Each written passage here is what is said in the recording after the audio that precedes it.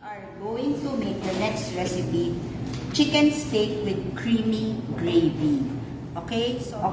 Iba ang style ko sa paggawa ng chicken steak, no? Madalas, di ba, sanay tayo yung lutoan natin, yung usok na usok, di ba?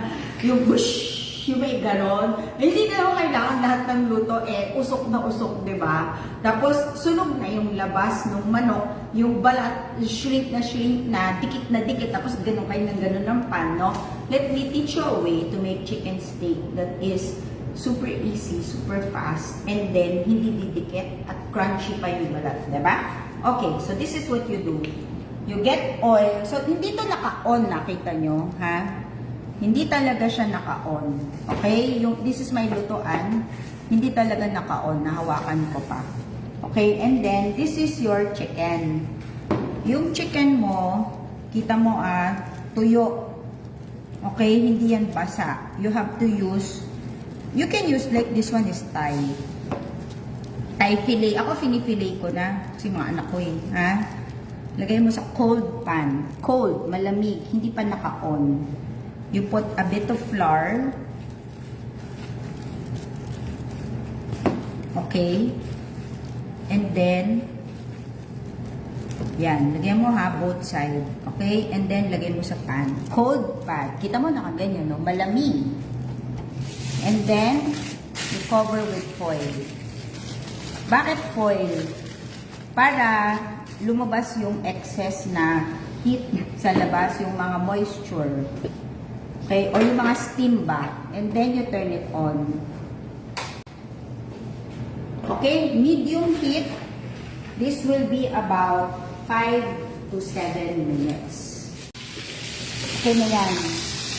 Oh, look. Both sides. Oh. Kita mo yung balat, buong buo. Hindi sunog. Tapos, hindi rin lumiit. No? Ito na fold lang. Okay? But luto na yan. Give me my plato. There you go. Okay, thank you. In the same pan, ha? Add your flour, kasi nga gagawa tayo ng gravy. No? Yung pan ko, kita mo, yan mga bits na yan, yan yung sarap na galing sa ating manok. Kaya nga kita mo, hindi. Sabi ko, hihintayin natin yan. Kasi, yan yung mga, kumbaga, technique sa akala nyo, kailangan itapon, like my assistant. Hindi. Yan ang sarap na hindi mo dapat tinatapon. Okay? And then after that,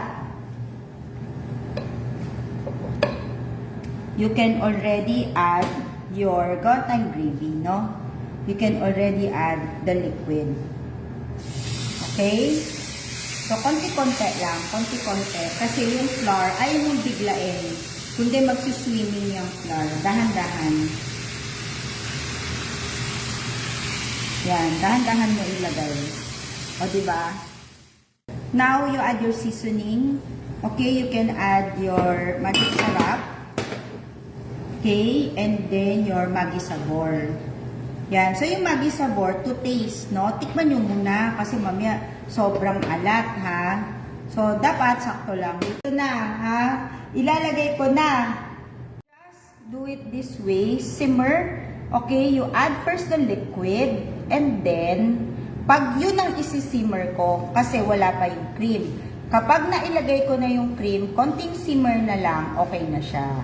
Nagsisimmer siya. One of the problems kapag gumagawa kayo ng mga ganito sabaw gravy is yung cream nagsisplit.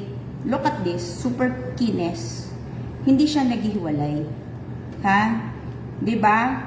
Para yung love life nyo, hindi naghihiwalay. O, kita mo, makinis na makinis. Okay, so lagay natin yung gravy.